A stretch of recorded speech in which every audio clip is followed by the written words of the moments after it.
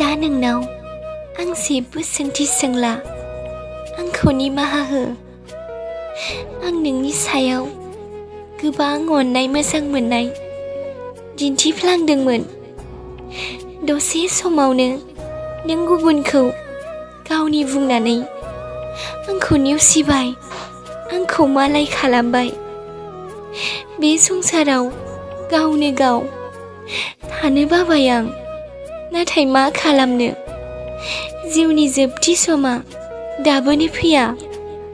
आं गारबाय सुबुंनि उन उन थाबायनायखौ, मानोना जायखौ आं जेसेबां रेसपेक्ट होदोंमोन बिनो आंखौ दिनै खोलैना गालांबाय।